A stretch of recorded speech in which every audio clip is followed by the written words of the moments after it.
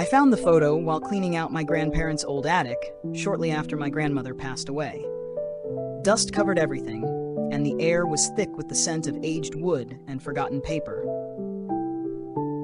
I hadn't planned on staying long, but something compelled me to dig deeper.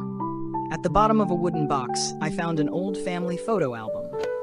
The leather cover had darkened with time, and it looked like it hadn't been opened in decades. The first page was my grandparents' wedding photo. I recognized them instantly. My grandmother smiled softly, and my grandfather looked stern. The next few pages were filled with birthdays, holiday gatherings, trips. Then I stopped at a photo that made me pause.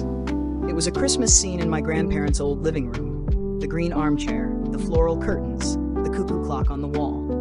My parents, my aunts and uncles, even me as a child, and one man I didn't recognize. He was standing on the far left, one hand resting gently on my mother's shoulder. Dressed in a white shirt, hair neatly combed, wearing a faint smile. Nothing about him stood out, yet his presence sent a chill down my spine. I flipped the photo over, hoping for a caption. In faded handwriting, Christmas 1994, everyone was there. I was born in 1987.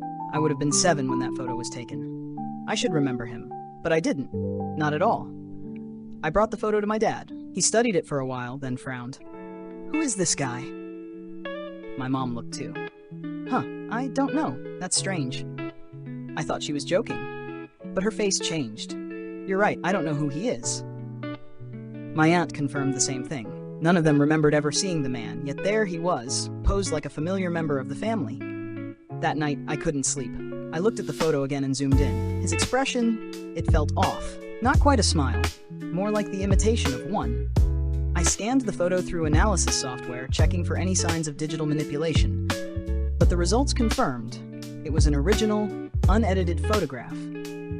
I posted the image on a forum for strange memories and unexplained phenomena. A few people messaged me privately. One wrote, "I swear this guy was in one of my family photos too. Christmas 1989. Another sent me a picture. The man looked identical. White shirt, standing on the edge, hand resting on someone's shoulder. His face hadn't changed. Not aged, not even slightly different. I became obsessed. I combed through old photos of friends and relatives. Each time I had the feeling that he was watching through the lens from some forgotten moment.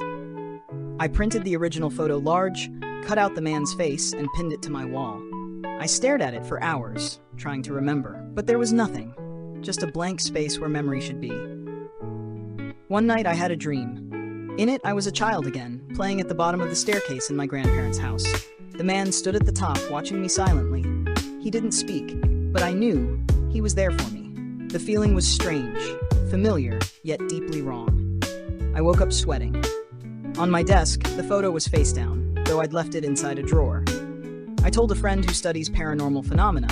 He said, "There are entities that aren't ghosts or people exactly. They exist on the edge of our perception.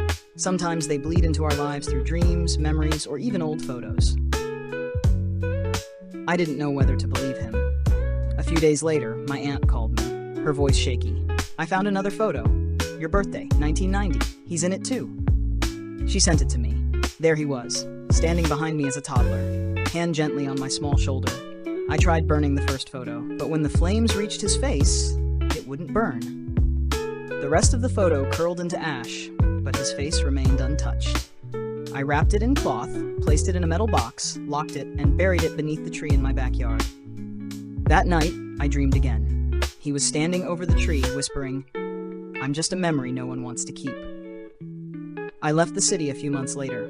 New place, new phone number. I wanted no more ties to him, but every now and then, when I look through old photos or receive one from a friend, I feel a flicker of unease. I scan the corners, the edges, and wonder, is he still there? Have others seen him? Then forgotten.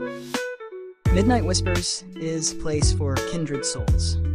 If you feel like you found where you belong, please like this video and subscribe to the channel.